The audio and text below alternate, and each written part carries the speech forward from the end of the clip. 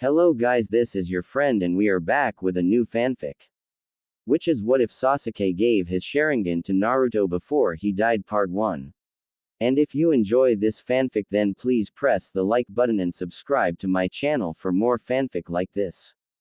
And now let's start the fanfic.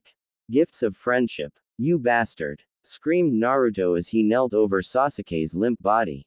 The figure in the mirror said nothing as Naruto swore his death and more. Ominous red chakra began to flow through Naruto's body.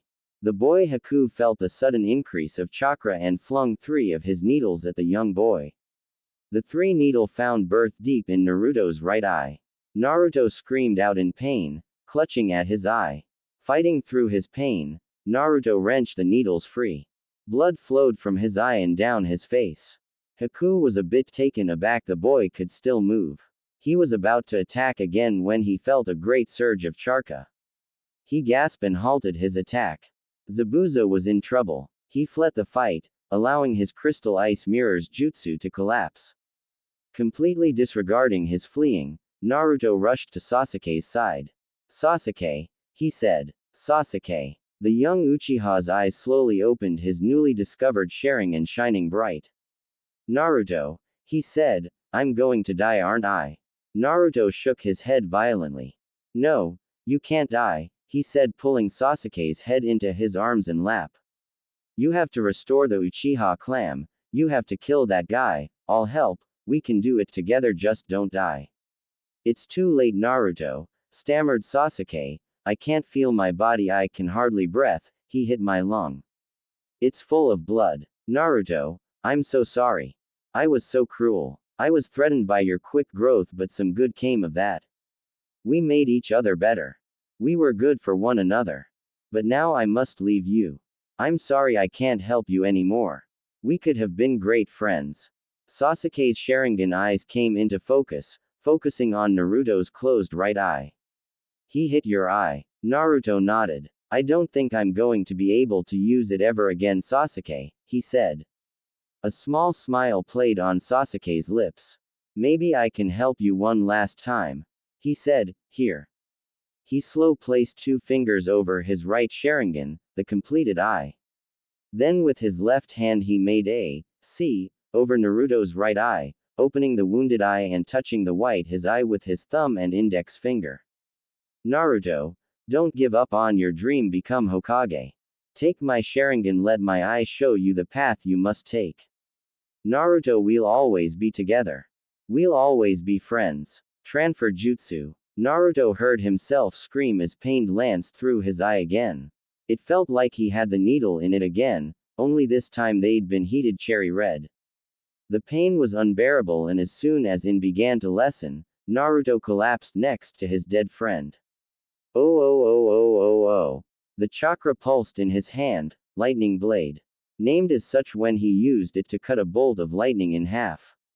He glared at Zabuza, who was in the jaws of several of his ninja hounds. I won't let you kill Tazuna, he's a good man with a good purpose. Kakashi said. Your purpose, however, ends here. That said, he rushed at Zabuza, the Chidori sparkling in his hand. The flash caused by the attack hitting flesh blind his for a slight moment before quickly vanishing. His eyes widened as he saw his victim. It was not Zabuza but instead the boy Haku. Kakashi's eyes turned to where the boy had been. His 2 male students lay lifeless. He wrenched his hand free of the corpse and leapt away. Zabuza was about to attack again when he heard a small chuckle. Kakashi looked to his left as Zabuza looked to his right.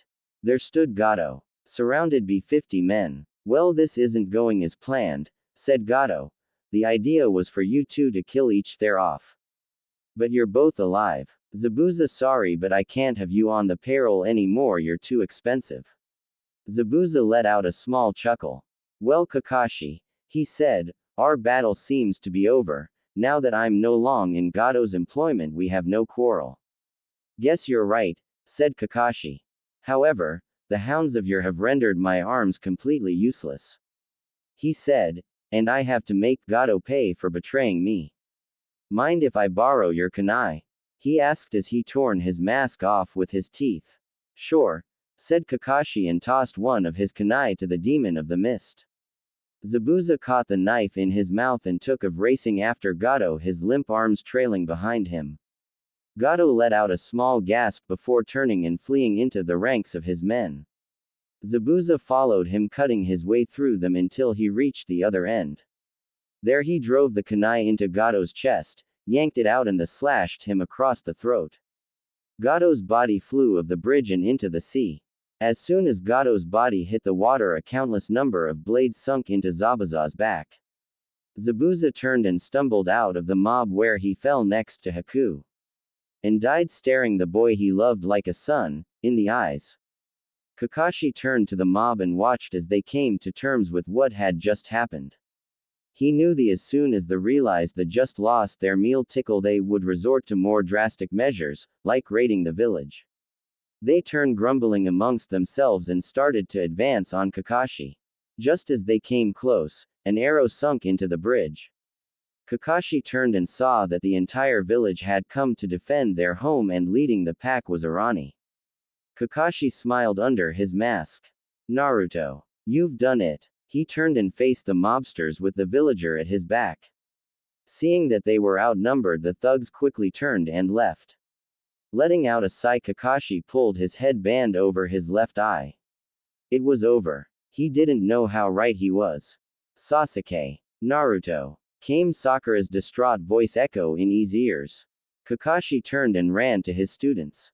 Sakura, he said, and she turned and latched onto the front of his vest. Kakashi checked Sasuke first. Needles covered his body, including some in his left lung. He checked for a pulse. The last of the Uchiha was dead. Then he turned to Naruto. He was covered in needles as well, but when he checked for a pulse, he found one. It was faint but defiantly there. It was then he noticed Naruto's right eye had blood coming from it.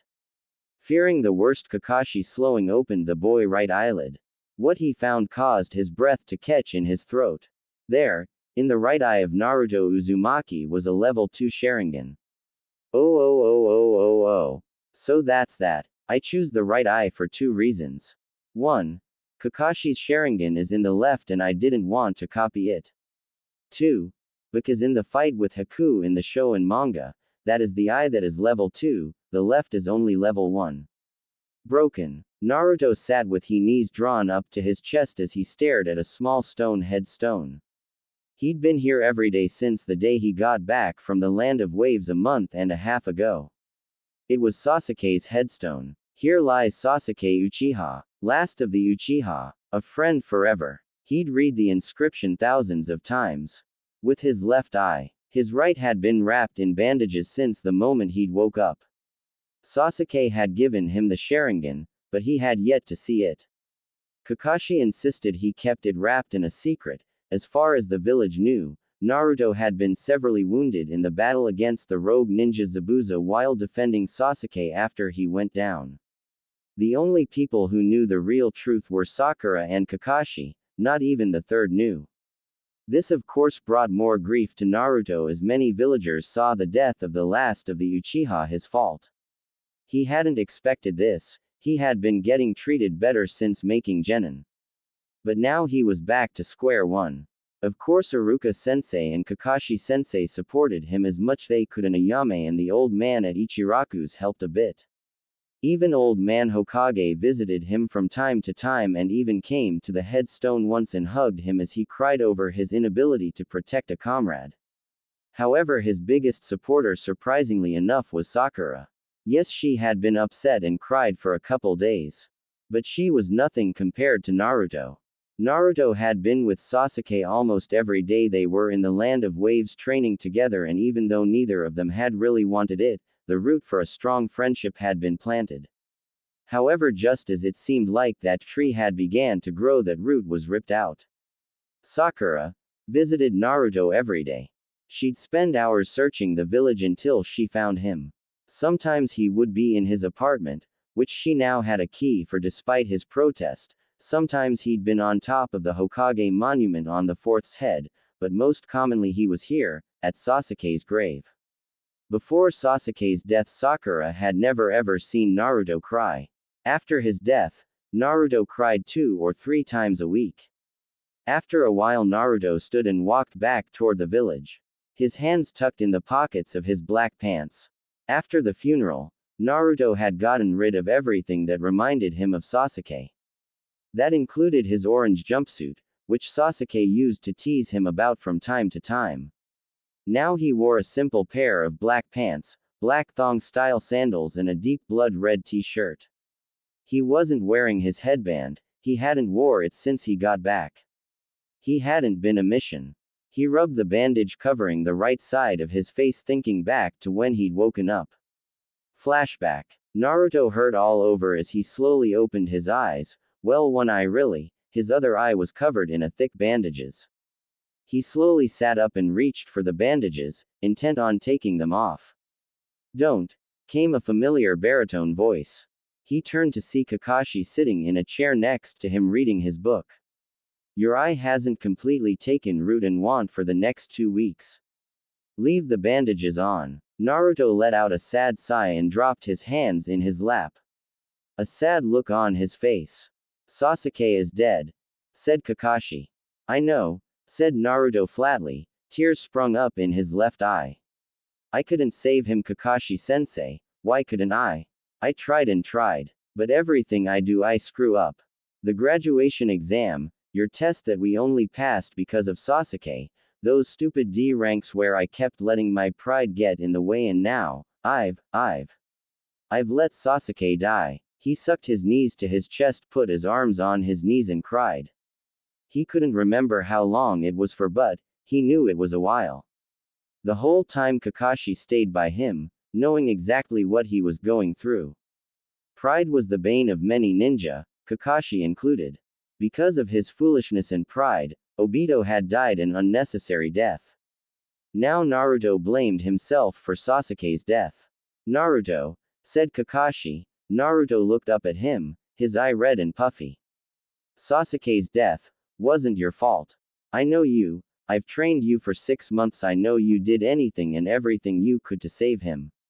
It hurts, believe me when I tell you I know what you're going through.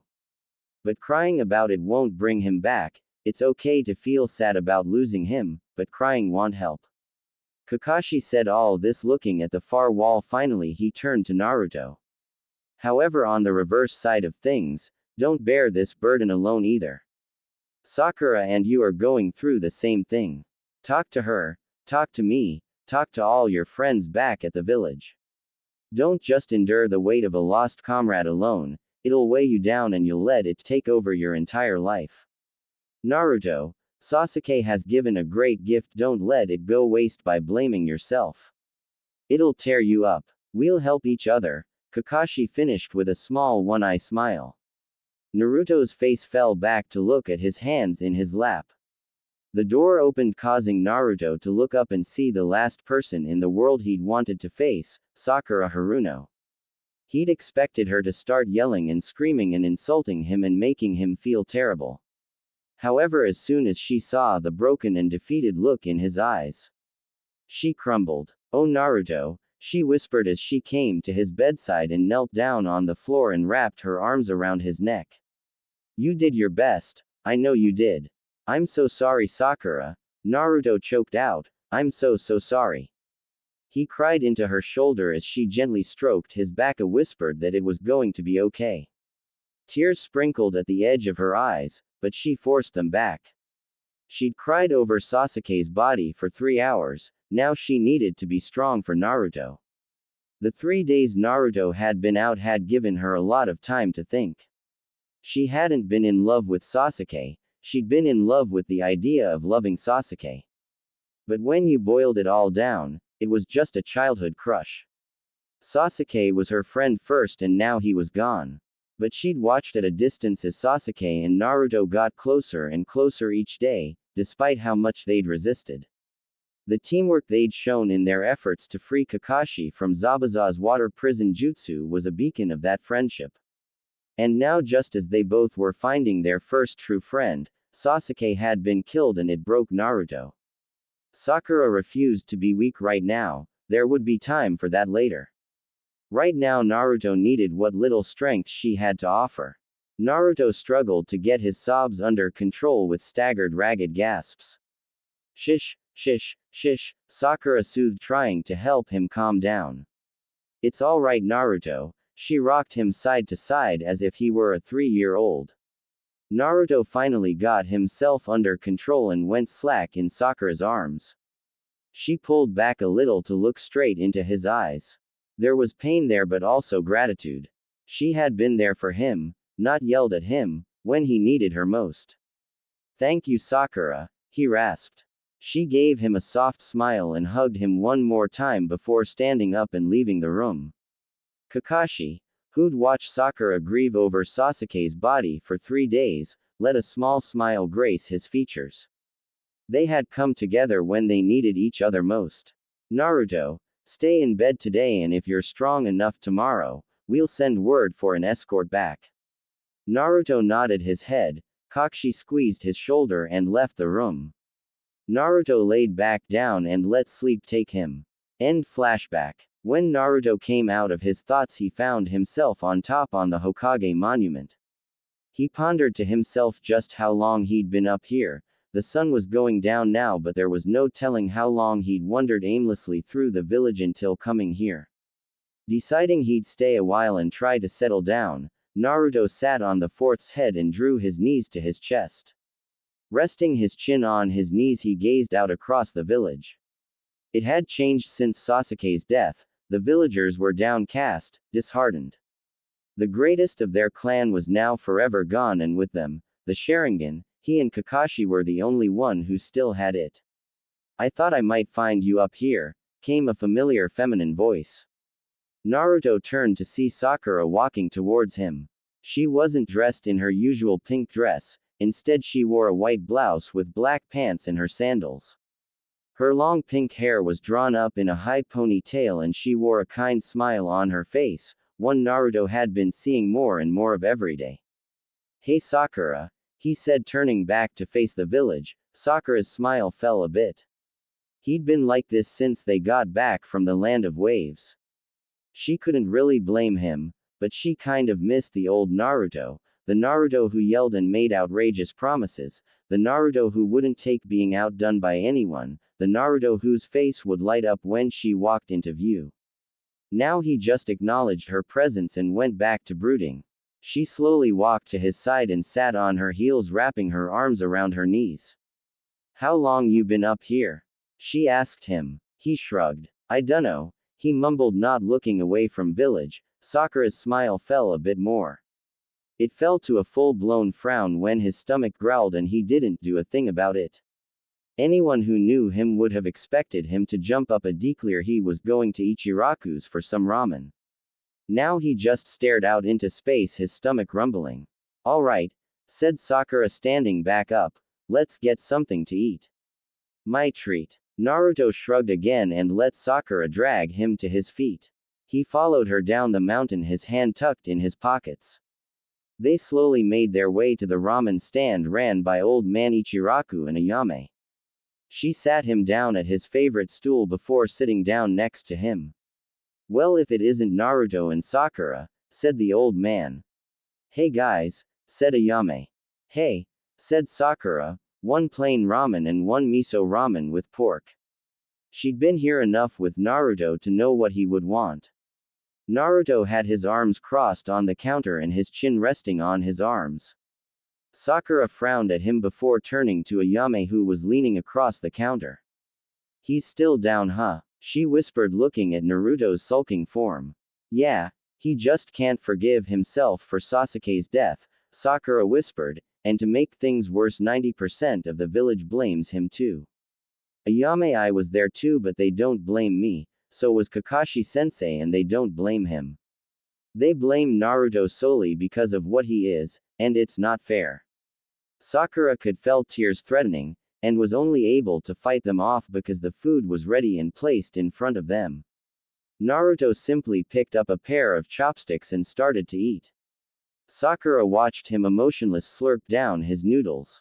Oh Naruto, she thought before turning to her own ramen and slowly started eating her own ramen. They ate in silence, and as soon as he was done, Naruto stood up and tossed a few bills on the table and left. Sakura picked them up and put them in her back pocket with the intention of retuning it to him later. Then she quickly finished her own ramen and reached her wallet. Tsuki shook his head. It's on the house, Sakura, he said. You look after him, he needs you. Sakura smiled and nodded her head. Then she jumped down and ran after Naruto. When she caught up with him, she laced an arm through his, an act that would have caused the boy to get very uncomfortable. Now he didn't even look at her. Trying to find a good conversation topic, Sakura looked up at the sky. It was late, the moon was high in the sky and the stars were out. Hey, she said, I'll walk you home. The slightest nod of his head was her only answer. She tightened her grip on his arm and started leading him towards his apartment. Naruto didn't say anything for a long time. He was staring at the sky for a long time. She couldn't read his face, she used to be able to read him like a book. The new Naruto was so withdrawn and she didn't like it. Sakura, I'm alright, he said. They were at his apartment and she knew he was dismissing her. But she wasn't leaving him to brood, not this time. No, you're not Naruto, she said without a moment's hesitation. You sulk all the time, you let other people's words affect you like you never have before. Naruto, you've given up on your Nindo. Never give up and always keep your word, no matter what, you've lost sight of that. Naruto, that's okay, we all lose sight of things, but it's time you found it again. He stepped into his apartment in an attempt to escape her, but she stopped the door and perused him.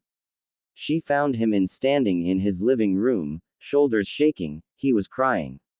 I couldn't save him, Sakura. It's my fault he's dead, he said. I should have done more, I just couldn't save him. He dropped to his knees, burying his face in his hands. Sakura raced to his side, taking him in her arms. It's not your fault, Naruto, she soothed. It's not. Haku killed him, not you. Oh, Naruto. Sasuke knew what being a ninja meant. He took that mission, he fought because he had a goal. Naruto, he wouldn't want you to beat yourself up over this. As hard and cold as Sasuke wasn't, he wouldn't want you to blame yourself. By this point, Naruto had his arms around Sakura, hugging her to him like she was his lifeline, the only thing anchoring him to the ground. Sakura pulled back and took his face in both her hands so she could look him right in the eye.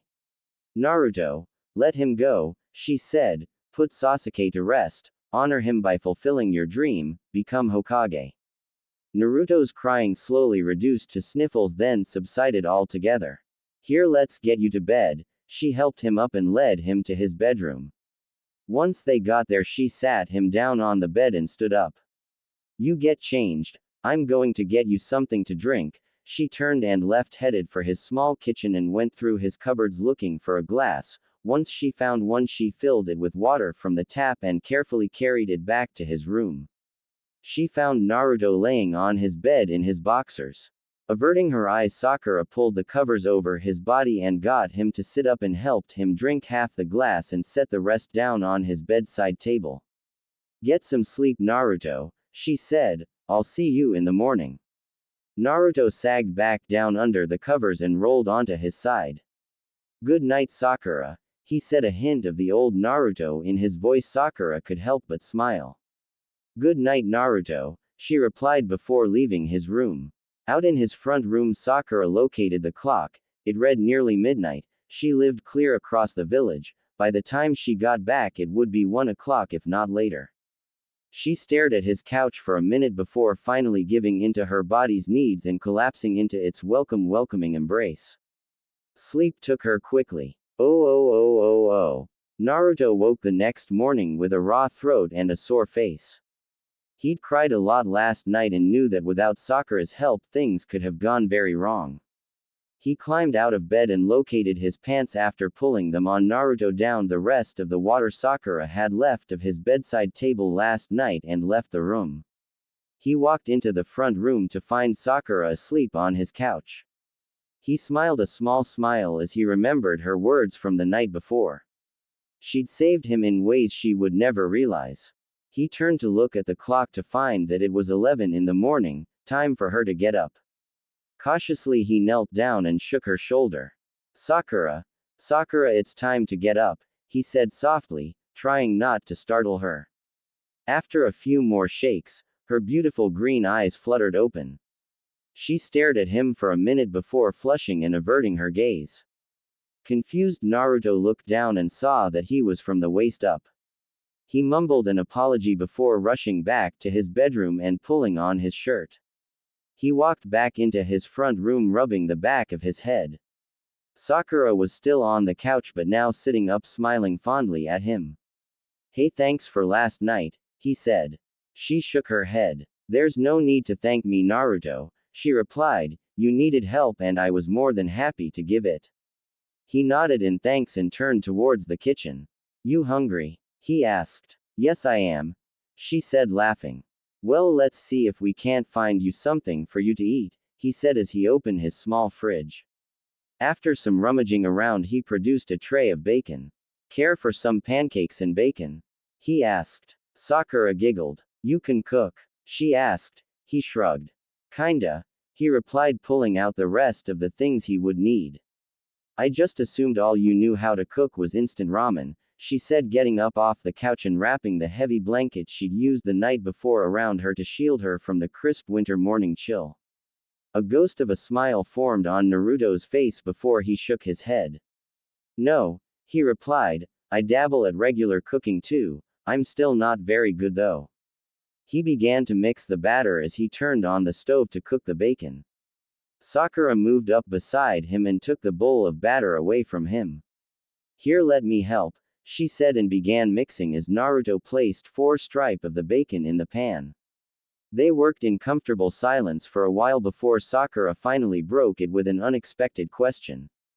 "Naruto, why do you keep the Sharingan covered?" she asked, not looking up from the pan she was making pancakes in next to him.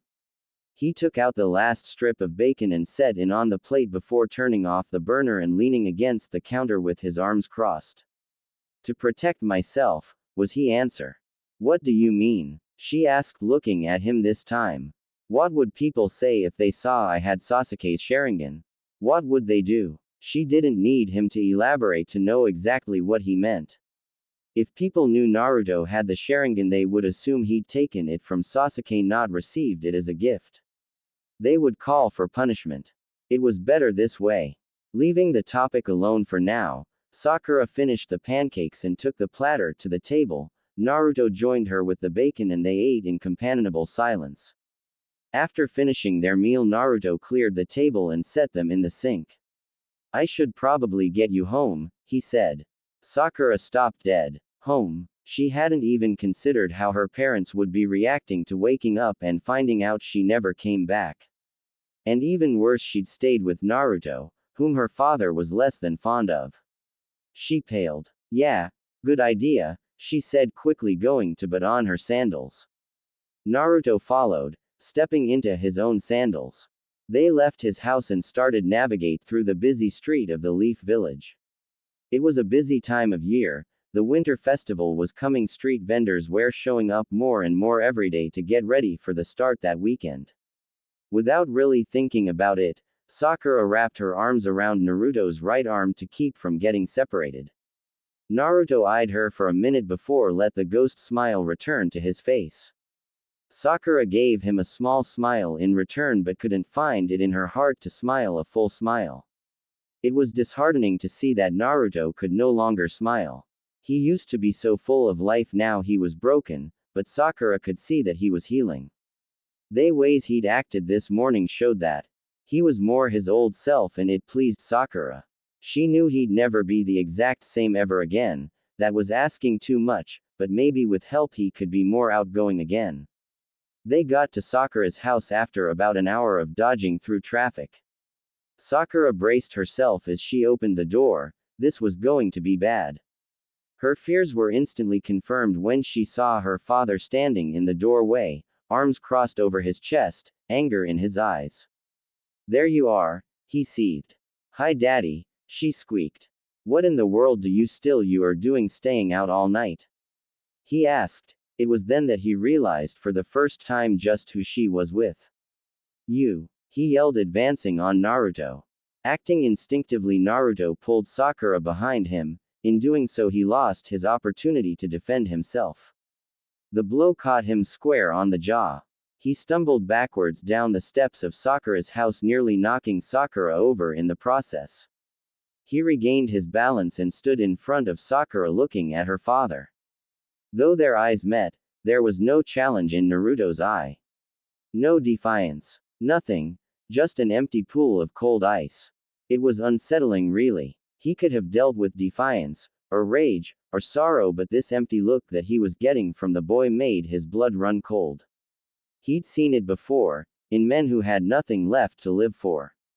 This boy had seen something that broke him. Sakura, get inside, said Mr. Haruno.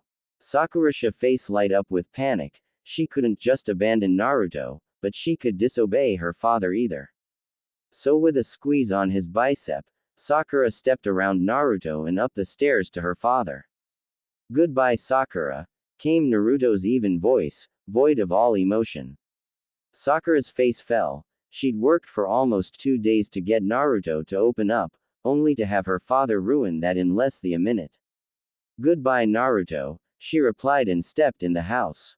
Mr. Haruno glared at Naruto a bit longer before going inside the house. Naruto was left standing at the bottom of the stairs alone. After staring at the door for a minute, he turned, stuck his hands in his pockets and left, headed for Sasuke's grave.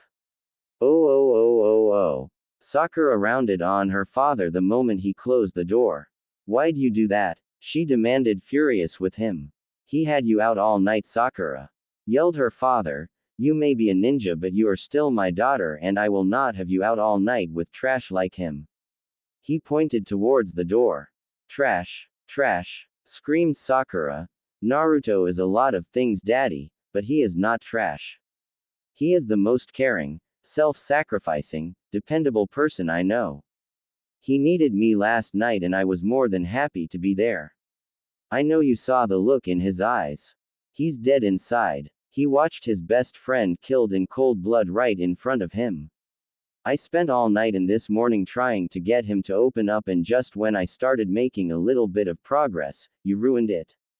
Tears were now flowing freely down her face. Her father was rooted to the spot, completely speechless.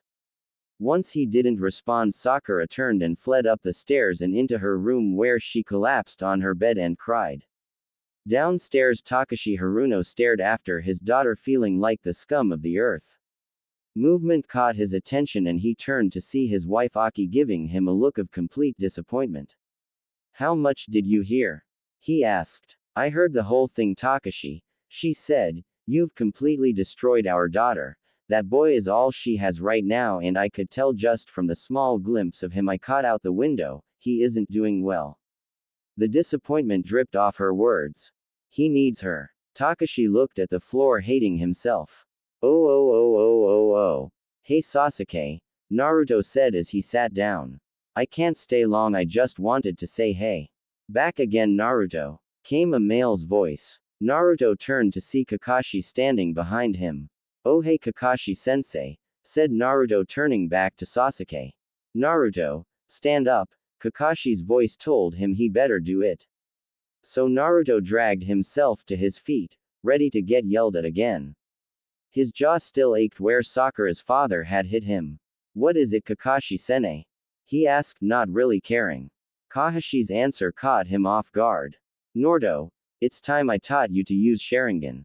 Healing. Damn it, he thought to himself as he raced through the trees. I am so late, they're gonna kill me. He sped up, trying to reach his destination on time. That was until he missed a step and went crashing down to the forest floor. Nursing a sore shoulder, he dragged himself to his feet and started to dejectedly walk, no longer caring he was going to be late anyway. He finally reached where he was going, a small clearing with a black stone on the eastern edge. He took in his surroundings. There were 2 people in the clearing, a girl who looked close to his age, with a great figure and the most amazing pink hair he'd ever seen. She wore a hot pink t-shirt and a black silk pants. On her feet were Shinobi sandals and her headband was tied onto the top of her head, to hold her hair back. The second person was a boy, about his age, maybe a year older. He had long, shaggy and spiky blonde hair. He wore a blood red t-shirt and black pant. Flat thong style sandals were on his feet. On his head was a blue headband and the right side of his face was covered in heavy bandages. The girl turned to him, her face angry. Late again Kaka. She cut herself off. Hey, you're not Kakashi-sensei. Who are you? Is this Team 7? He asked a bit shy. Yes, the girl replied. Why do you ask? He hesitated, however before he could give his reason, a voice behind him cut him off. So, you must be Haru. Haru turned to see a tall man with silver hair and his headband over one eye standing behind him with his hand tucked into his pockets. Haru. The girl asked. Yes, Sakura, Naruto, this is Haru Murray, said the silver-haired man. The blonde looked at him with suspicion. He's the newest member of Team 7. The blonde's face contorted but he stayed silent. The pinkett, however, did not. But Kakashi-sensei, I'm not sure if that's. She cut herself off again, glanced nervously and the blonde. Haru glanced at him again and saw the boy had his face down, his blonde hair masking his eyes. Haru didn't have to be a mind reader to see that the boy was against this idea. He just hoped he would blame him. It wasn't his choice. He'd been placed on this team because on his last team he was fighting more and more with a teammate and it had already jeopardized several of their missions. So to end the bickering, the squad had been broken up and Haru had been assigned to this team. He knew some of the history behind the infamous Team 7.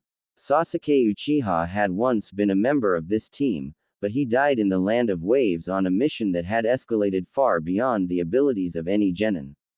He had been fighting the enemy on his own while the Uzumaki boy stood by and watched. It was because of the blonde-haired boy that the last of the Uchiha was dead. Balling his fists, Haru glared at the boy, but try as he might, he couldn't get the young man to raise his gaze. All right, said Kakashi, let's get on with today's training, it'll be relatively short. Combat training, you'll fight each other for 3 hours, do not hold back, if you do you will get injured because chances are, because your opponent won't. Haru stared at the man. They were expected to fight each other. He glanced at his new teammates.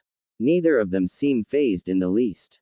However, since Haru is new, I'm adding a second rule. For 1 hour 2 of you will pair up and attack the other. This will also help work on cooperative fighting and teamwork. First will be Haru and Sakura against Naruto. Naruto, the blonde finally looked up. Don't use it, that's the only restriction, you're not ready, all other jutsu is allowed though. Naruto nodded. Got it, Kakashi-sensei, he said. Haru noticed Sakura almost seemed to breathe a sigh of relief. Okay then, on the whistle, said Kakashi. Sakura walked over to stand next to Haru and the Naruto stood across from them. What are his weaknesses? Asked Haru. Sakura stared at Naruto for a second before turning to reply. Genjutsu, she said. Well, there went that plan. Haru didn't know any genjutsu. He would just have to figure something out. A shrill whistle sounded across the clearing. Naruto leapt straight for them, a kunai in hand. Haru noticed he was coming right for him. He froze. He was hardly any good at close combat. He closed his eye waiting for the cold bite of steel. That was until a ringing met his ears. He opened his eyes and saw Sakura standing in front of him blocking Naruto's kunai with her own. To looked over his shoulder at him. Don't just stand there. Help me, she said. Haru nodded and drew his own kunai. Naruto leapt away from them and threw his knife, which Sakura deflected easily. Naruto nodded about 15 feet away and stated, flashing through hand signs. Fire style. Fireball jutsu. He yelled at, brought his hand to his mouth. He placed 2 fingers on the corner of his lips and exhaled. A massive ball of flame launched at them. Sakura and Haru leapt out of the way in opposite directions. Then Naruto crossed his fingers. Shadow clone jutsu. 19 clones phased into existence. Then they charged. Oh. Kakashi sat in a nearby tree watching the 3 genin fight. He could help but smile. In the 2 months Naruto had been training to use Sharingan, he had come a rather long ways. Even though he was more withdrawn and quieter since Sasuke's death, there were some things about Naruto that Kakashi believed would never change. Like his unbelievable work ethic. Kakashi had had to physically force Naruto to stop training 3 times, or risk total chakra depletion. It was true that Naruto had a substantial amount more chakra than Kakashi, but the hours Naruto put into his training would put a normal person in a near-coma state. About a month into the training, Kakashi stumbled across another change in Naruto.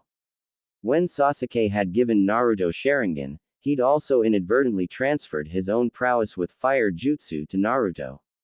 Naruto could now use fire jutsu so powerful it rivaled Sasuke's, hell it even Kakashi's. Kakashi watched as Naruto attacked with his shadow clones, like he said some things never change. Like Naruto's ability to create a ridiculous amount of shadow clones. The three had battled for 45 minutes now, and so far, Sakura and Haru had been able to fight Naruto to a standstill. Though Naruto had improved in leaps and bounds, Sakura had improved quite a bit too.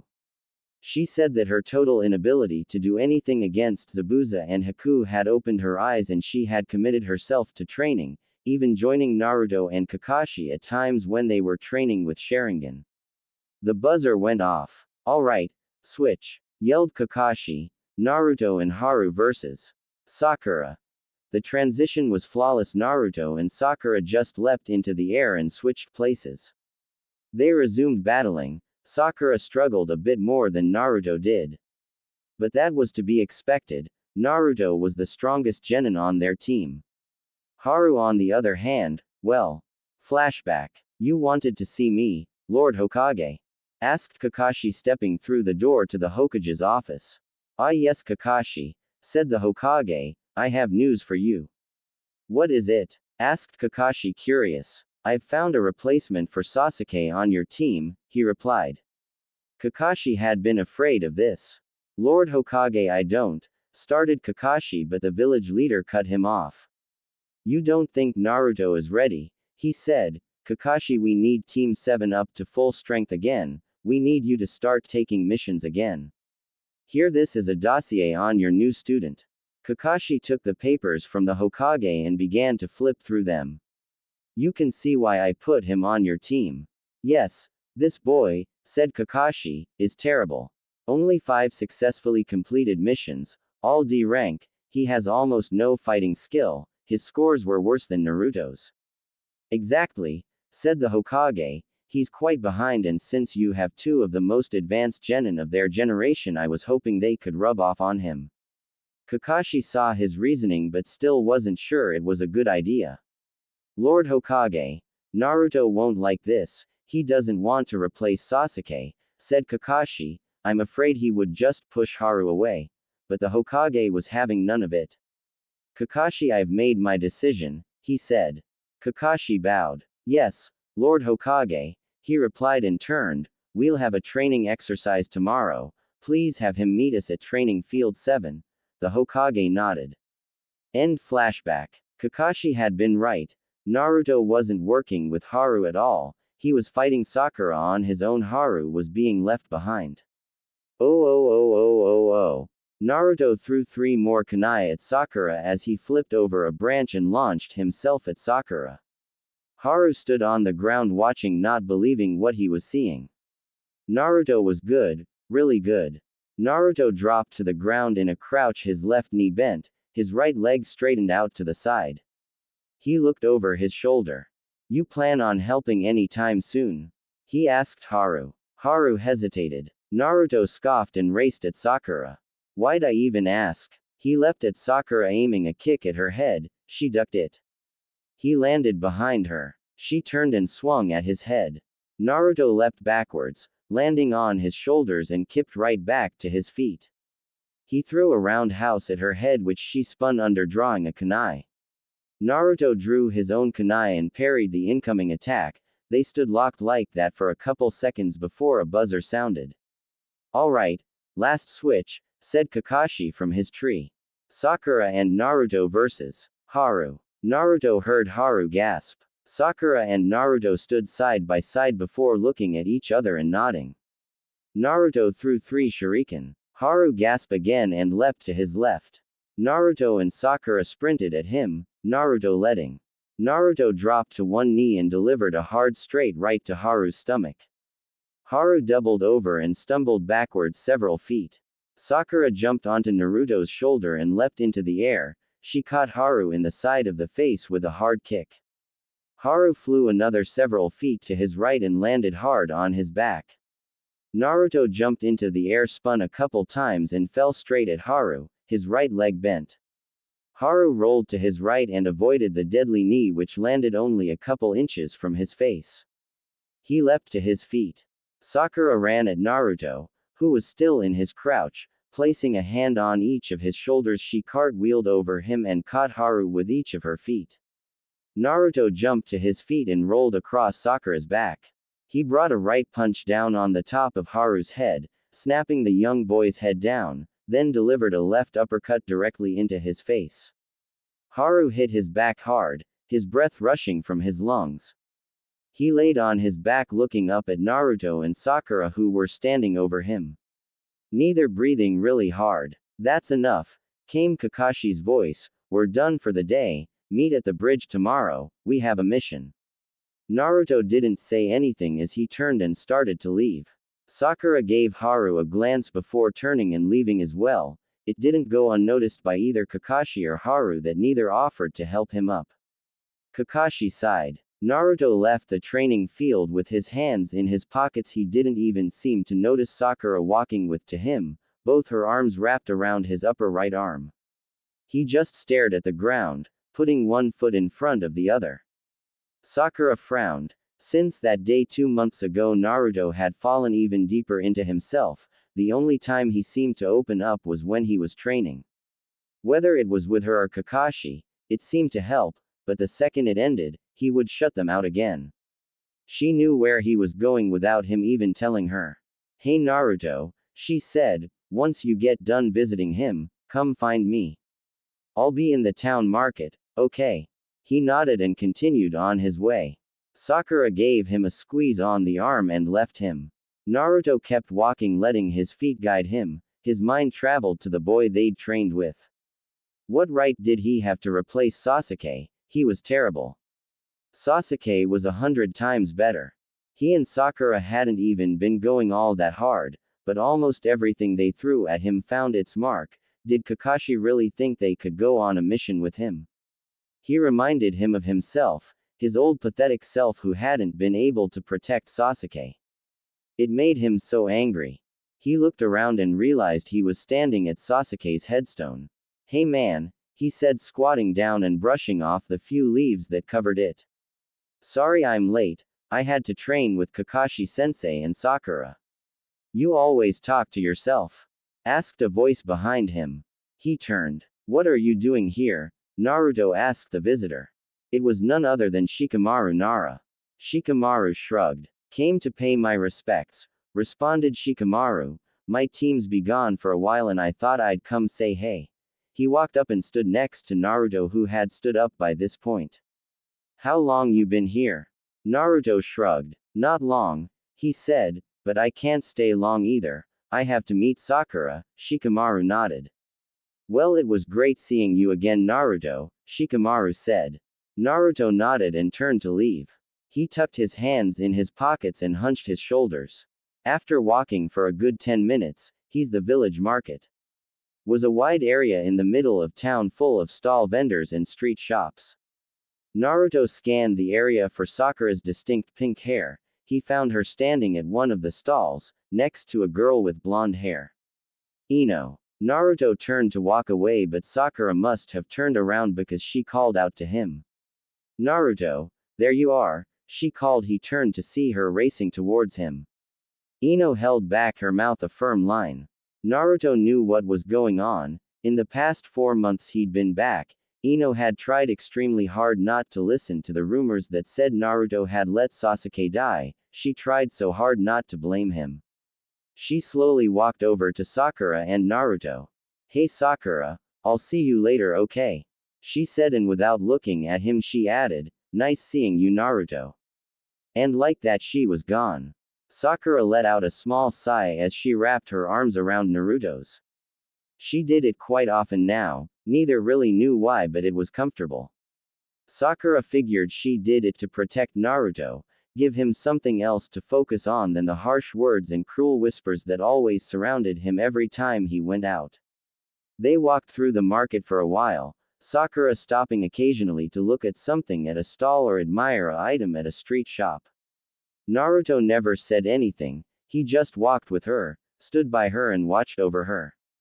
A silent escort. As the night wound down, Naruto decided it was probably time he got her home. She agreed and together they walked to her house. It was a good 30-minute walk.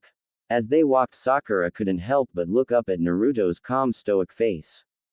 He was actually quite handsome, and Sakura knew that if she hadn't been so obsessed over Sasuke when he was alive, she probably would have been quite attracted to Naruto while they were in the academy. Though part of her was glad she wasn't back then, because she knew if she had had a silly school girl with a crush like she had been with Sasuke, she wouldn't have been able to put her ridiculous behavior aside and help him like she was now. Smiling to herself, she looked back down at the ground, slightly tightening her grip. Naruto glanced at her from the corner of his eye before turning his gaze back forwards. In time they reached her house. Naruto walked her up the stairs and stood at the doorway as she reached for the doorknob. But just before she could grab it, the door opened and none other than Takashi Haruno stood there waiting. Naruto went a couple of steps down, not want to get into a confrontation with since his last one, he'd been able to avoid the man, but now they were standing face to face. Naruto, he said. All Naruto could do was just blink. The man had never used his name, no one really did. Takashi looked at the sky. It's kinda cold tonight, care for a cup of tea before you head home? Naruto and Sakura both looked at Mr. Haruno like he'd gone crazy. Come on in, the man said and disappeared inside the house. Naruto and Sakura shared a confused look but went inside anyway. They found Takashi and Aki in the kitchen talking in low whispers, however as soon as they say them enter, the husband and wife fell silent. Takashi turned to the stove where he was heating up water, while Aki turned to Naruto. Why don't you come sit down, Naruto? She asked with a kind smile in her face. Naruto let her lead him to the couch in the living room while Sakura stayed in the kitchen with her dad. Okay daddy, she said, what's going on? Takashi looked confused. What do you mean, Sakura? He asked in return. The last time you saw Naruto you punched him in the face, she said, her hands on her hips. Now you're inviting him in for tea. Sakura, her dad said, not looking up, you don't know this but I've been watching him for a while, I hurt him and I feel terrible for it. I'm trying to make amends for what I did. Sakura was silent for a long time. You promise daddy? She asked. Because Naruto doesn't need people messing with him right now, he's bad enough as it is. I promise, Sakura, he replied, a bit taken aback at how protective his daughter was of the boy. Sakura seemed to accept that and moved to help him finish with the tea. Once they had 4 steaming cups of tea, they left the kitchen and went into the living room where Sakura found a very uncomfortable Naruto sitting on the couch playing with the hem of his t-shirt, a nervous habit of his. She handed him his tea and sat down close next to him, their hips almost touching. So Naruto, I meant to ask you, why do you wear those bandages? Asked Takashi, genuinely curious. All the Harunos saw the boy stiffen. I'm sorry, I didn't mean to make you uncomfortable. Naruto shook his head. It's alright, he said, but didn't provide an answer. The 4 drank their tea in relative silence. Naruto would shift every now and then, trying his best not to be rude, but he couldn't help but feel like he was being examined by Sakura's father. He would take nervous glances at Sakura but she would just smile at him. After they finished their tea, Naruto stood up to take his leave. Quietly thanking them for the tea, he made his way for the door, stepping into his sandals. Sakura walked with him and as he opened the door she put a hand on his shoulder to get his attention. He turned to look at her. She was smiling, a small smile, but a genuine smile. Then she stood on her toes and gave him a small kiss on the cheek. A small smile ghosted his own mouth and her turned and left the house. Oh oh oh oh oh oh. Naruto leaned against the railing of the bridge, his arms and ankles crossed.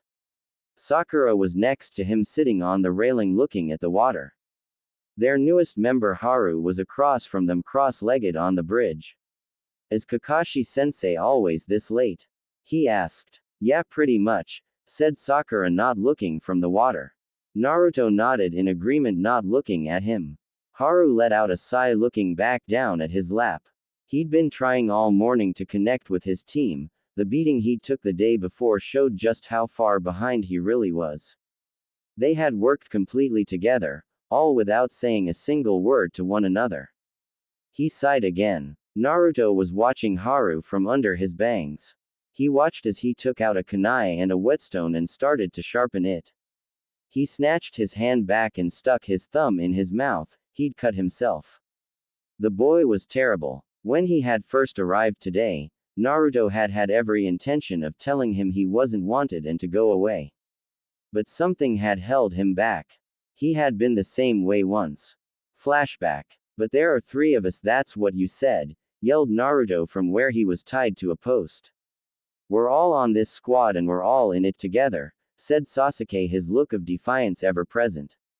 End flashback. A small smile played on his lips.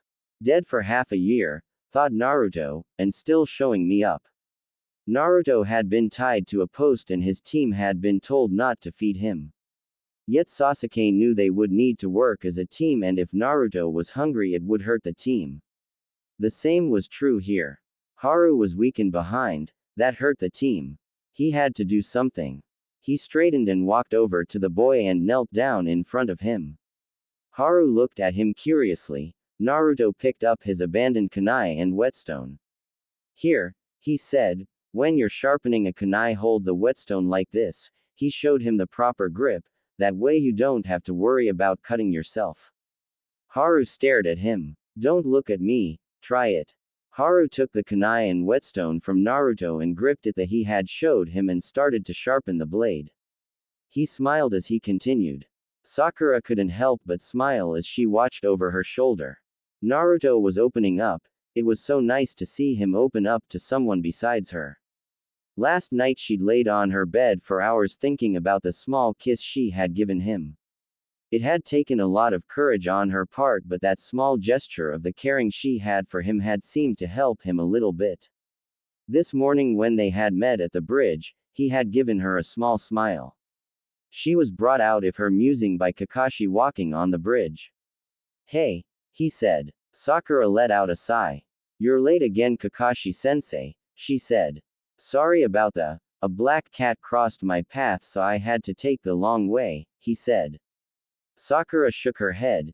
Did he even realize he used the same 4 excuses over and over? I'm sure you did, she said, not feeling like arguing and ruining her good mood. Well, let's get going, said Kakashi, turning towards the Hokage tower. Haru put his kunai and whetstone away and made to get up, yet he saw a hand palm up being held out to him. He followed the arm and saw Naruto looking down at him. With a small grin, Haru took his hand and let him pull him to his feet. Sakura had to smile again. Naruto was getting there, true wasn't there yet. But it's a long road to a healed heart and Sakura would be there for him, every step of the way. Teamwork. Naruto let out a long sigh as he sat on one of the 3 pillars in Training Field 7. They'd been here for 3 hours waiting for Kakashi. This was getting a little ridiculous. Naruto had even gone to Sasuke's grave early so he would be on time. It was supposed to be really important and Kakashi was late, again. Naruto put his elbows on his knees and his chin on top of his interlaced fingers. His gaze fell Haru where he laid on the ground a few paces away. He had his fingers interlaced behind his head and his legs crossed at the ankles. They'd come a long way in the month they'd been together. Naruto and Sakura had been trying to integrate Haru into the team. Flashback. Naruto and the rest of Team 7 walked next to the large caravan they had been charged to protect. Naruto and Haru on one side, Sakura and Kakashi on the other. They were in charge of escorting it to the capital from the land of tea. The caravans had been being attacked by bandits lately and they were in need of escorts. Naruto walked with his hand in his pocket staring at the ground. He'd come a long way since watching Sasuke die. He was able to interact with his team, he even smiled from time to time now. But he still visited Sasuke every day. He didn't think a day would go by for the rest of life that he wouldn't. He just couldn't let his teammate go. Sasuke had always been there. Even in their academy days, Naruto was always striving to surpass Sasuke. Then when they were put on the same team, Naruto was both angry and relieved. Angry because it would give Sasuke even more chances to show him up, but he was relieved as well because he had a strongest person in their age to measure himself against.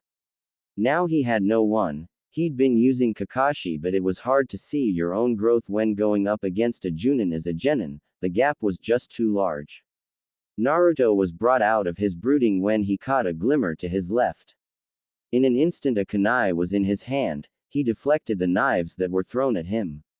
Sounds of metal striking metal on the other side of the caravan told him that Kakashi had ran into a similar problem.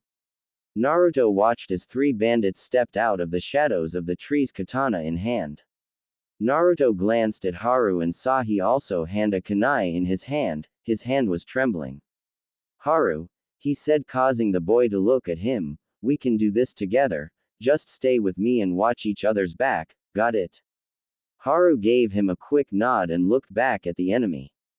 Naruto switched his one-eyed gaze back at their attackers. In a flash he threw the kunai at the men. It found a home in one of their shoulders. Then Naruto ran at him in a low stance, Haru hot on his heels. Naruto hit a baseball slide and slid through the man's legs before leaping to his feet and racing at the man behind him. He heard a gurgle and knew Haru had done his job. Naruto pulled the 2 kunai of his hips and ran straight at the second man. He blocked the katana strike with the kunai in his right hand, and turning his back on the man he plunged the kunai in his left hand into the man's left side.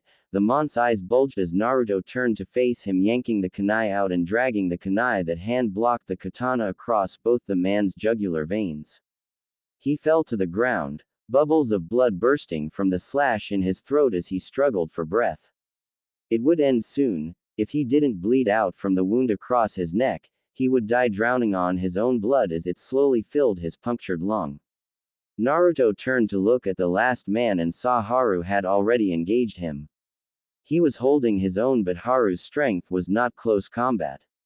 Naruto ran at them throwing a kunai, which the man only avoided because he leapt out of the way of Haru's attack, otherwise it would have sank into the side of his head. Naruto continued to run at the man as he turned his back on his. It was clear he was completely unaware of Naruto's presence. Naruto closed the gap swiftly and buried the blade into the man's back, severing his spine. Haru took advantage of the man's surprise and plunged his own kunai in their opponent's heart.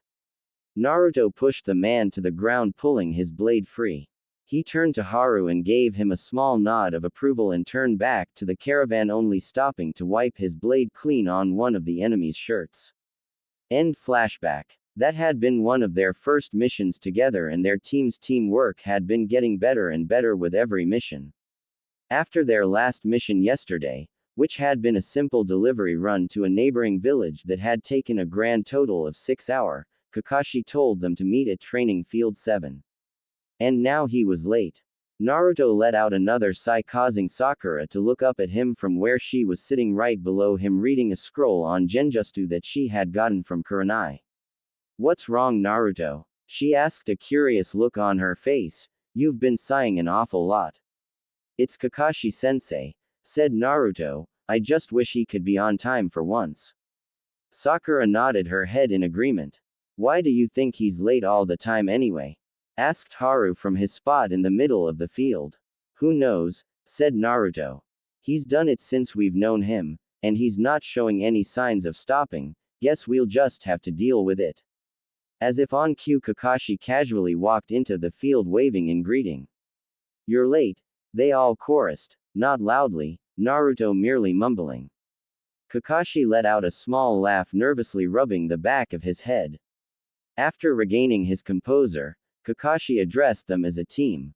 "I've actually called you all to discuss an important matter. the Chunin exams are approaching and I've nominated the three of you.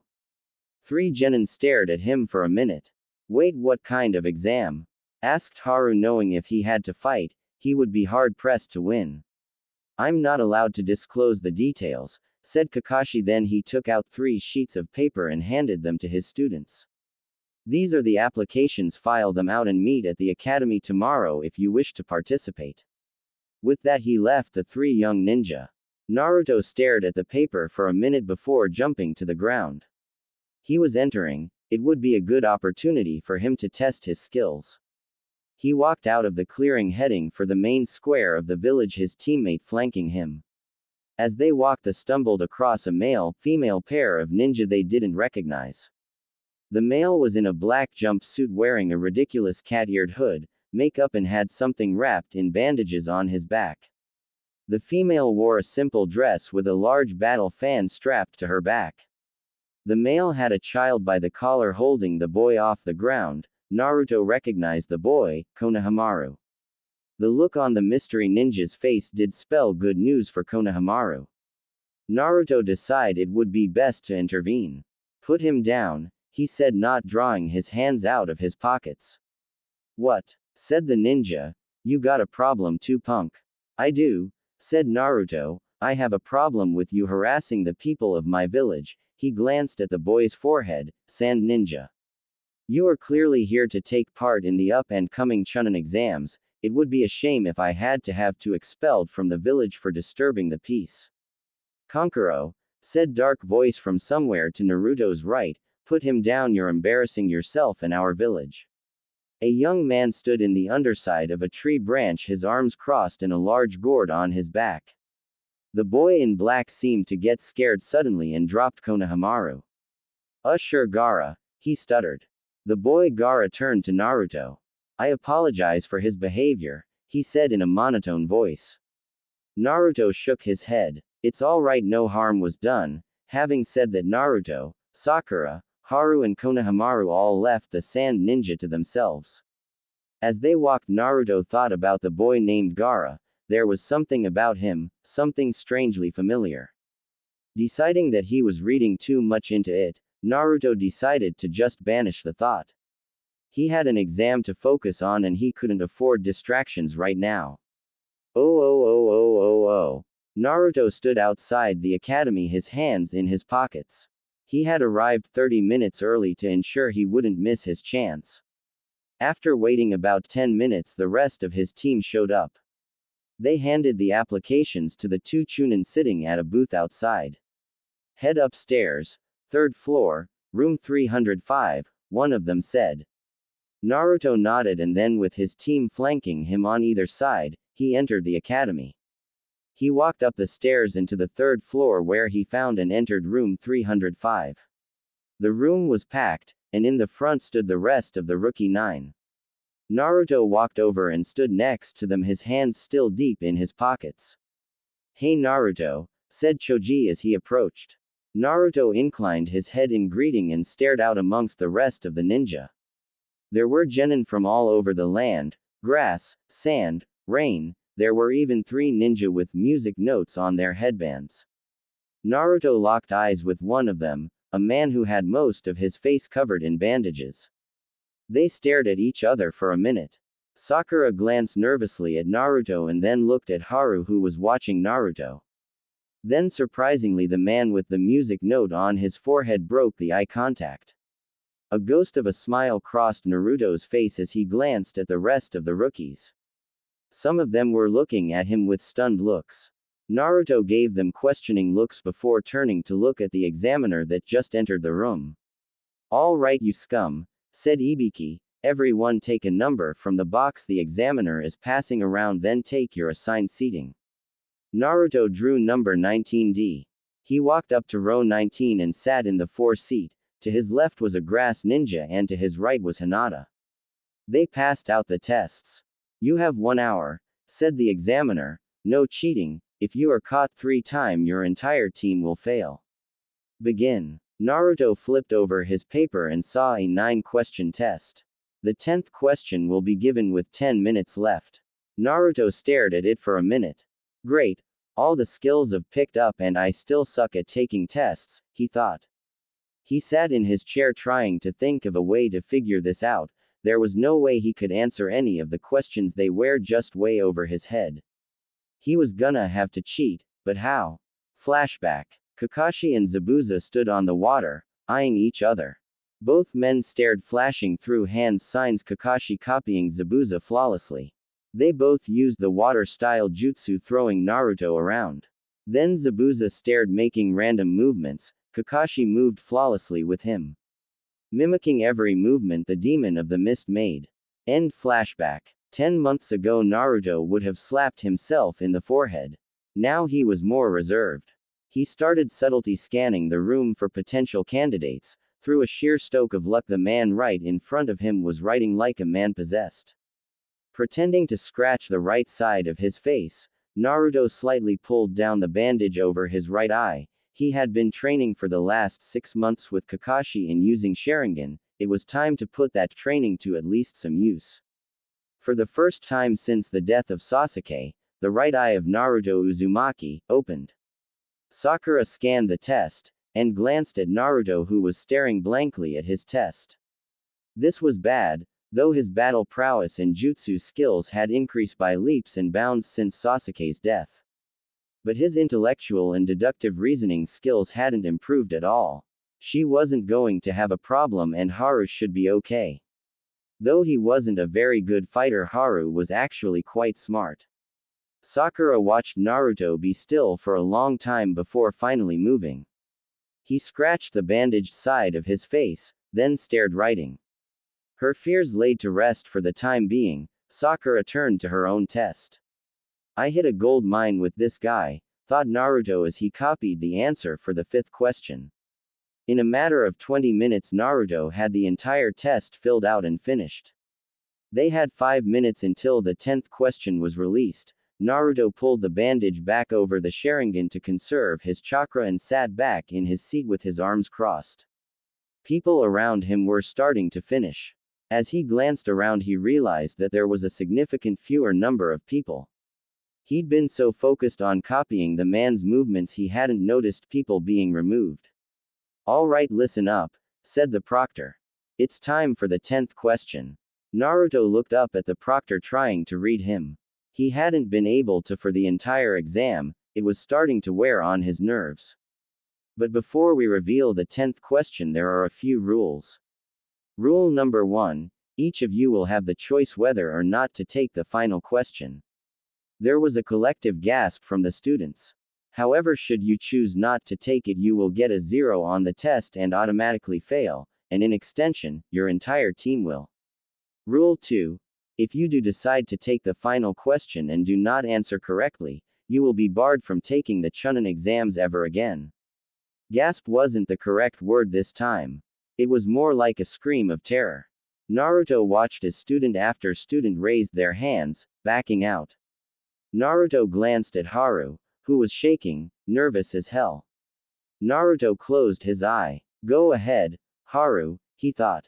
Raise your hand. Haru's hand twitched, but he kept his arm down. All right then, here we go. The proctor glanced over the class one more time. All right then, if that's everyone, I only have one thing left to say. He paused as he glanced around. Naruto's right hand twitched, ready to pull the bandage from his eye. Congratulations on passing the first exam. Naruto almost fell out of his chair. The guy next to him actually did. Hold on, yelled Sakura, jumping to her feet. What do you mean? Where's the 10th question? There is no 10th question, not a written one at least, he smiled. In fact, your answer to stay was the correct answer. Naruto crossed his arms and slumped in his seat. Unbelievable, he said, smirking and shaking his head. Then what was the point of the other 9 questions? Demanded a blonde-haired girl wearing a sand headband around her neck. Were they completely pointless? Not all, said Ibiki. In truth, they served a very important task. They were to test your ability to gather intel under the most dire of circumstances. Naruto could only shake his head. As I'm sure you realize, the questions were far too advanced for any genin to answer. The test was designed to encourage cheating. In fact, it practically demanded it. However, you had to have someone to copy off of. So I had two chunin who already knew the answers sit in with you. Naruto watched as the boy he'd been copying raised his hand. Okay, but what was the point of the 10th question? Asked the blonde girl. The 10th question was the whole point of the exam. You had two choices, neither one very pleasant. You could either choose not to take it and whole team would fail, or you could take it or run the risk of losing your chance to ever be chunin. It was a no-win situation. But with your choices to take it, you have shown your ability to put the mission before yourself. The first exam is over. See through deception, said Naruto, shaking his head. Then the widow to his left shattered. A sort of ball flew in through the window. Two kunai with ropes tied to them embedded themselves in the ceiling. A woman with purple hair and a tan coat stood in front of the newly erected curtain. All right, boys and girls, you ready for the second test? She yelled.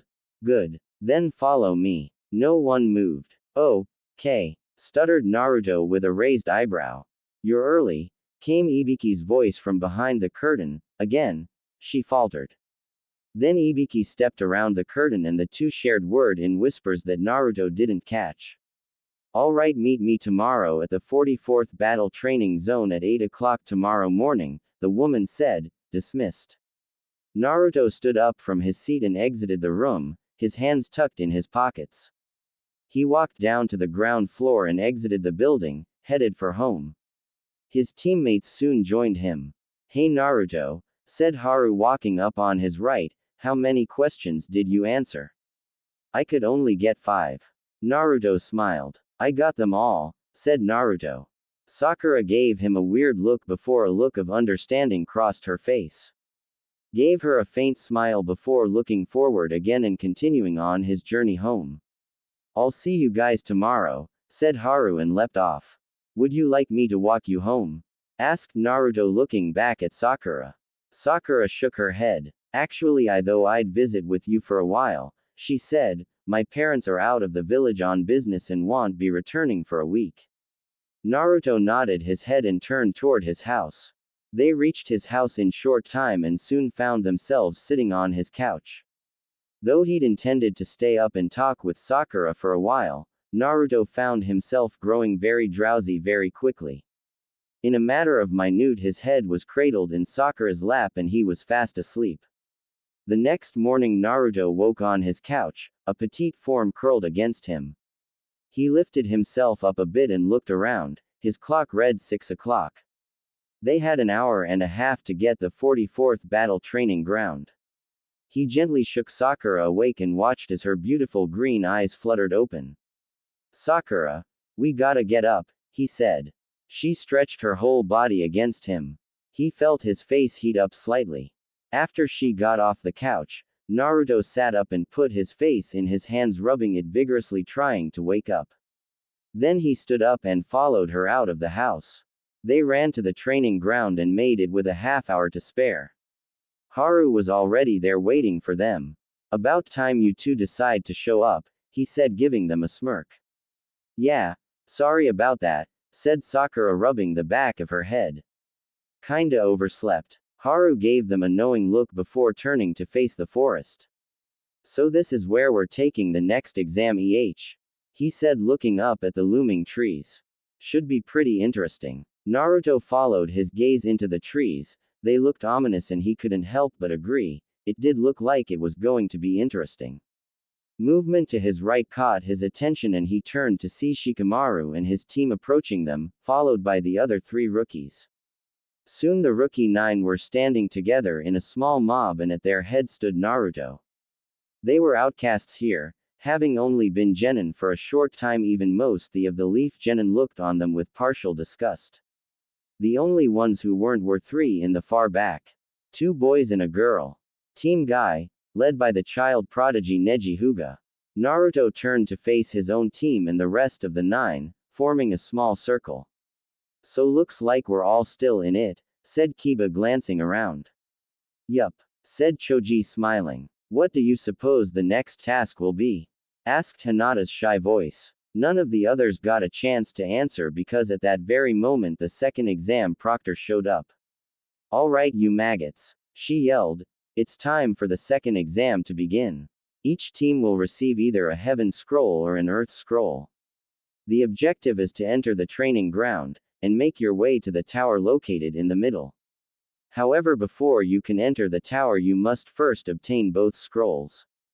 You have 5 days. Naruto's eyebrow raised a bit. Before we can proceed, each team must enter the both. Confirm you are allowed to partake in the exam and receive your scroll. Naruto turned to his team and indicated for them to follow. Then as a team they walked into the both. Names, said the Chunin sitting behind the table. Sakura Haruno, said Sakura. The Chunin scanned the list and found her name. He checked her off. Haru Muri, said Haru. The Chunin checked his name off. Naruto Uzumaki, said Naruto. The Chunin did a double take, eyeing Naruto up, then he checked his name off. Naruto picked up the heaven scroll that was set in front of him and drew his number out of the box. They drew gate 13. They exited the booth and walked away from the rest of the candidates. Once at their gate, the three started to discuss strategy. Naruto, said Sakura, who should lead the team. Naruto was quiet for a bit. You should, Sakura. You are the smartest one out of the group, said Naruto. Haru, no offense, but you've got a bit of a confidence problem, and me, well, I already let one teammate die, I won't let you die because of me. Sakura frowned. She and Haru both believed Naruto was the best for this, but it seemed that he didn't trust himself with the well-being of his teammates. Yes, she was smart, but she wasn't a leader. She didn't have the natural ability, it wasn't in her makeup. Naruto, however, was. He knew how to inspire people, it came as natural as breathing to him, but it seemed that he had yet to overcome his fear of being responsible for another teammate's death. So she reluctantly agreed to lead them. But she knew that if any fighting started, Naruto would take over. He wouldn't even realize it, but he would, and she'd follow his every order. Naruto nodded at her and turned around to face the gate. She stared at his back, his hand tucked in his pockets, but he still stood as straight up as ever. The pride he had in himself hadn't changed. For a second she remembered Sasuke and the way he carried himself. They had been more alike than they knew, but Sakura had always been looking at them from the outside, so it was easy for her to see. She was sure Kakashi saw it too. Alright, get ready, said the Chunin at the gate. Naruto stepped up to the gate. Sakura and Haru stepped up to flank him. 5, 4, 3, 2, 1, the Chunin counted down, go. The gate swung open and the three raced in. Naruto took the lead and leapt into the trees, the others hot on his heels. They raced through the trees for an hour before coming to a stop in a small clearing. Alright, how are we gonna go about finding a Earth Scroll? Asked Haru. We can't split up, but we'll lose time if we just wander around aimlessly, said Sakura, so for now we continue to head for the tower. Naruto and Haru nodded and leapt off to follow their leader. However, they hadn't gone 300 yards when Naruto put on a burst of speed and tackled Sakura out of the sky. A kunai flew overhead and Haru caught a branch and flipped up on top of it, drawing his own kunai. Naruto landed with Sakura in his arms, holding her bridal style. Thanks, Naruto, she said as he put her down. He nodded and looked into the direction the kunai had come from. 3 ninja from the grass village stood in a tree 60 feet away, squaring off against Haru. Haru leapt into the air and threw his blade. The 3 scattered. Naruto and Sakura used the distraction to leap back into the fight. Naruto slipped of his pack and flipped it open. He pulled out a crescent-bladed-like object and threw it to Haru, who caught it and landed on a nearby branch, blocking a shuriken with the blade. Then he spun the blade once. 3 identical blades sprang forth. Haru was holding the weapon of Sasuke Uchiha, the Demon Wind Shuriken. The attacking ninja all threw multiple shuriken and kunai at Haru, who started spinning the shuriken. The incoming blades were deflected. Then Haru threw the spin blade at the 3 ninja. They all leapt out the way. Haru leapt in pursuit of one. Sakura stopped the ninja pursuing Haru with a head kick to the head. Naruto jumped after the third. Haru landed in front of the ninja he'd pursued, another kunai in his hand. the grass ninja drew his sword and attacked Haru. Haru sidestepped the attack, plunged the kunai through his hand, pinning him to the tree. Then Haru stuck his hand out and caught the demon wind on its return path. Continuing its rotation, he passed the blades through his neck, severing his head from his shoulders. Sakura landed in a crouch and launched herself at the grass ninja. She punched him in the face and followed up with a knee to his stomach. Then she drew a kunai and he drew his sword. She attacked him with a stab which he dodged and trapped her arm between his body and his arm. He tried to cut off her head, but she dropped down and grabbed his leg. She pulled it out from under him. He lost his balance and fell from the tree. Sakura dove after him, her blade held in a reverse grip. They both crashed to the ground. Her blade pierced his chest and heart. Naruto and his opponent face each other, neither moving, neither breathing. The grass ninja twitched. Naruto started his hand signs. Fire style. Fireball jutsu. He breathed a huge flame at the grass ninja, who dropped of the tree branch and fell to the ground. Naruto dropped down after him, drawing his two kunai off his hips, holding them in reverse grips. They landed on the ground and the grass ninja ran at Naruto. He delivered an overhead slash intent on cleaving Naruto in two. Naruto blocked the blade with his kunai. Then he shoved the ninja away and took up the ground. He delivered stabs through each of the man's biceps, then plunged the blades into his thighs. The man screamed in pain. Naruto ripped one blade out and drove for the man's chin. The enemy ninja caught Naruto's wrist and tried to hold off his attack. Naruto put the palm of his other hand on the end of the kunai and pushed up. The two struggled against one another, but the man's wounded arms quickly gave out. Naruto drove the kunai through the man's bottom jaw and into the roof of his mouth, and then the blade pierced his brain. The man suffered the most unbearable pain known to possible, then he died.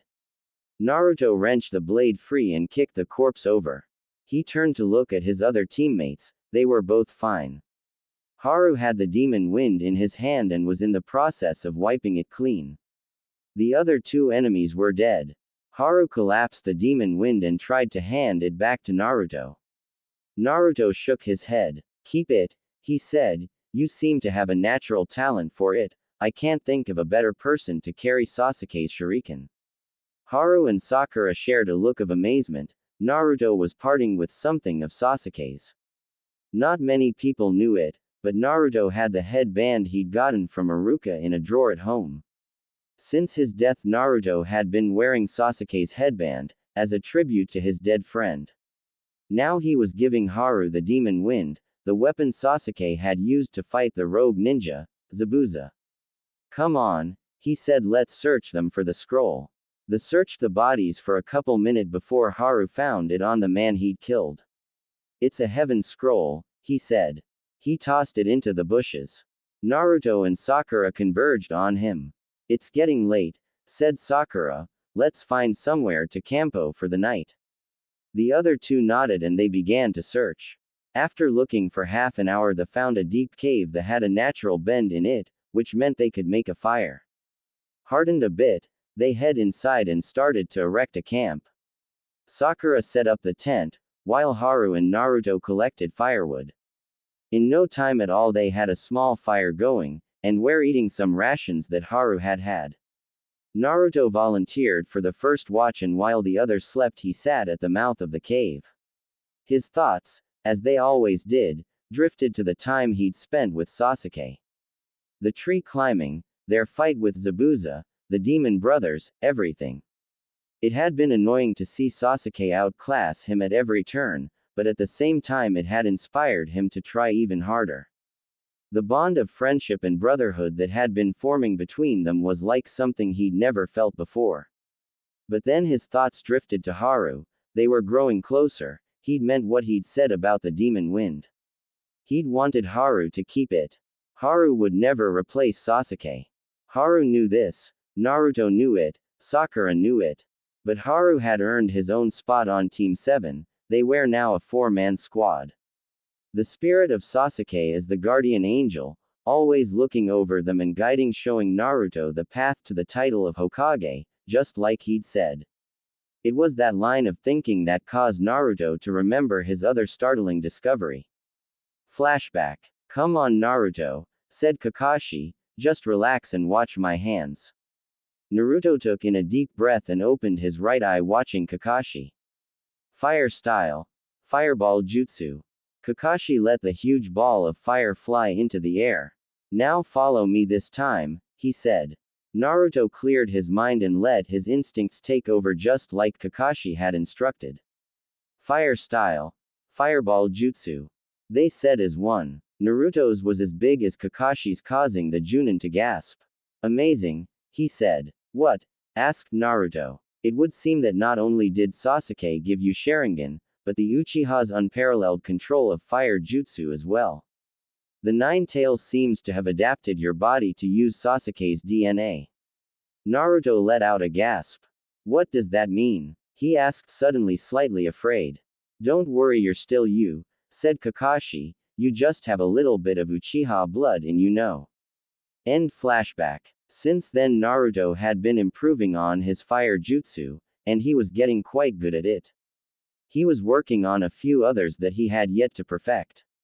All in all, his skill in ninjutsu was improving, and that to very good taijutsu, and you had yourself a pretty good ninja. He wanted to learn genjutsu, and Kakashi said he would be able to learn a little as he got better with Sharingan, but he wasn't a genjutsu type, so the genjutsu he could learn would be very limited.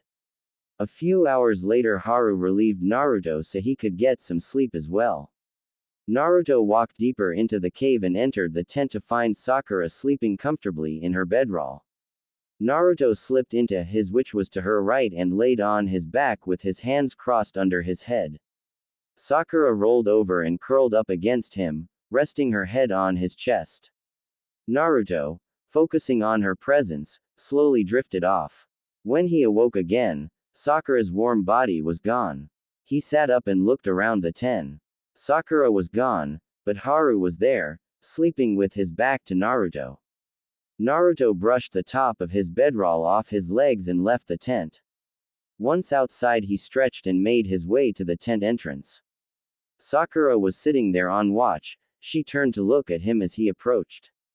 What time is it? He asked her. Almost dawn, she replied. We should probably get moving. Naruto nodded and went back into the tent, where he woke up Haru, and together they collapsed the tent and put it back in Sakura's pack. Naruto carried her pack out to her as he threw his own across his back. Haru's pack seemed to have vanished. Haru, where's you pack? Asked Naruto. Don't have it anymore, answered Haru. I didn't have anything else in it, so I made it into this. He held up an sort of carrier, and Naruto saw that the demon wind was in it, the ring sticking out the top for quick access. Ah, I see, said Naruto, impressed. Well, we better get moving. They leapt into the trees. Little did they know that they were being followed. Oh. Dosu, Kin, and Zaku watched their targets leap into the air and off into the trees. Lord Orochimaru had said to target them, to test their might. He had something planned for the village and waited to see how well the genin in the village were being trained. Kakashi's Team 7 had the most promising candidates in the year batch of rookies, so they were the targets. They'd been watching them all night, trying to see if they could find a weakness to exploit, but so far they had found nothing. So they would trail them, and wait for the right moment to strike. Naruto, Sakura, and Haru had been on the move all day and were nearing the tower. They were currently taking a break by a river. Naruto knelt on its bank, washing his face in the cool stream, when he felt the hair on the back of his neck stand up. He searched his surroundings for danger but couldn't find any. Thinking that maybe it was just fatigue, he decided to let it go for the time being. He returned to his teammates, who were currently trying to devise a way to obtain an earth scroll. It was then that Naruto saw them. Sitting in a tree 50 yards behind them were the enemy ninja. Careful as to not give away that he was aware of their presence, he walked to his teammates and knelt down next to them. We're being watched, he whispered. Don't react, but there are 3 enemy ninja 50 yards directly behind Haru. The other continued to act as if he had said nothing, but where they were drawing a map of the surrounding area, they both drew check marks, indicating that they understood. The attack would have been fatal, had the three not already been aware it was coming. The lead man, a man wrapped almost completely in bandages, landed where they were drawing their map. The three-leaf ninja dove towards the river and rolled to their feet, weapons in hand. Naruto had his two kunai, Haru wielded the demon wind, and Sakura had a kunai in her hand. So, said the mummy man, you were aware of our presence all this time. What if we were? Countered Haru. The mummy man was joined by two others, a man with spiky hair and a lean woman. All three wore headbands with musical notes on them. I'm curious, said the mummy, what kind of scroll do you carry? You see, we carry this earth scroll. He held up the earth scroll. Their reactions gave them away. Ah, so you need this earth scroll, to go with the heaven scroll you carry. How about a deal? We both lay our scrolls on the ground, and then we fight, whoever wins, get to take both scrolls with them. Naruto wanted to accept. An earth scroll had fell right into their laps, but if the man was revealing what kind of scroll he had, it could only mean that he was confident in his and his teammates' chances of winning. But they really didn't have any choice. I'll take your deal, said Naruto and pulled the heaven scroll out of his pack. He set it on the ground next to the mummy man's scroll and leapt back to his team. Okay, guys, he said, any ideas? Yeah, I've got one, said Sakura, but I'm going to need time, 2 or 3 minutes at least. In the world of a ninja, 2 minutes was a lifetime, 3, an eternity. Naruto nodded. All right, Haru and I will keep them busy, said Naruto. Haru nodded in agreement and started to spin the demon wind. Sakura leapt back a ways and started making hand signs. Naruto sheathed his two knives and started his hand signs. Too late, yelled the spiky-haired man. He held up his hands and a wall of air rushed at Naruto. Naruto finished just in time. Fire style. Great fireball jutsu. He launched the mass of flames at the wall of air. They clashed and the shock wave caused everyone to shield their face, all but Sakura, who was too far back. When Naruto and his opponents recovered, they all noticed Haru was gone. Naruto feared the worst, however his fears were quickly put to rest when he saw a loud yell. He looked up and saw Haru spin his body over using his own momentum to put even more force into the throw, just as Sasuke had while fighting Zabuza. The demon wind flew at the ninja with blinding speed, but the mummy man pulled up his sleeve and revealed a strange-looked gauntlet with holes in it. He blocked the large shuriken with it. Haru caught it as it flew back at him.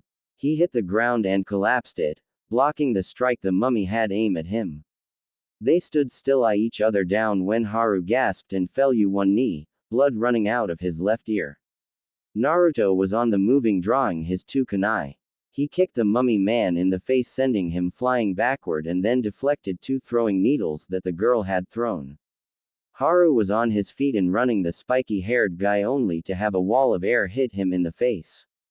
Naruto turned to help him, but was cut off by the girl. The mummy soon got to his feet and was running towards him. Come on, Sakura, he thought. It was in that moment that the two attacking Naruto stopped altogether. The spiky-haired guy was still blasting Haru with a massive wall of air, pinning him to the ground. Naruto dodged around the girl, who now had her hands around her own throat, and ran up behind the guy. He slid under his arms and drove both kunai into his arms, at the elbows. He screamed in pain. Haru kicked him in the face. He crashed to the ground, unconscious. Naruto turned to look at Sakura, who was on her hands and knees, breathing very hard. So, that's what she was doing, he thought, genjutsu. He looked back at the mummy man and the girl. The girl was on the ground, she'd strangled herself to unconsciousness. The mummy man was on his knees, gasping for air. He must have been able to hold out long enough for Sakura's jutsu to wear off. You are indeed powerful, and we underestimated you, said the mummy man. The earth scroll is yours, please let us go. Naruto picked up the 2 scrolls and turned towards his fallen foes. Be gone, he said. Thank you. Until we meet again. he stood up and carried of both off his teammates. Naruto quickly joined Haru at Sakura's side. Sakura, that was amazing, he said. I'm still trying to get the hang of it, she said. It take a lot of my chakra and I can't hold it for long. It's okay, said Naruto, you held it long enough for what we needed. Look. He held out the 2 scrolls. We've got both scrolls, let's rest here tonight and head for the tower in the morning. No one disagreed. Oh. Naruto, Sakura and Haru gazed up at the tower as they walked inside. It wasn't as large as Naruto had expected it was a decent size. They stepped into the room labeled 13 and closed the door behind them. It had taken most of the day to reach the tower, so there were still 3 nights and 2 days until the test ended. They would be here for a while. They started searching the room, when Sakura found a large poster on the wall. After reading it, she turned to her 2 teammates. I think we have to open the scrolls now, she said. The other 2 looked at her curiously for a second before following her orders. Haru and Naruto each took a scroll and opened it. They started to smoke, so the 2 threw them away, drawing their weapons. When the smoke cleared, Iruka-sensei stood in front of them. Congratulations on passing the second exam, he said. Iruka-sensei? Asked Naruto. That's right, said his old sensei. Why are you here? Asked Sakura. Well, I'm here to explain the exam, he said. And what it means to be Chunin. You see, a Chunin is a leader. The exam demanded teamwork and it was up to the leader to get their team to work together as a cohesive unit. Secondly, it pitted you against the other. The team had to decide who to approach each obstacle. One through teamwork could this exam be completed. After his explanation of the exam, Iruka asked them about the challenges they had faced in the forest before finally wishing them good luck on the next exam. The next 2 days passed slowly, but it gave them time to replenish what chakra they had used in the forest. After the time limit was up, the door in the back of the room opened. This led into a hallway where the rest of the qualifying team were. They all followed the hall into an huge room. On an elevated platform stood each sensei of the remaining teams, the second exam proctor, and the third Hokage. All right, each team line up in single file, said the exam proctor. After lining up, the Hokage spoke. First off, I'd like to congratulate each and every one of you on reaching the third exam, he said.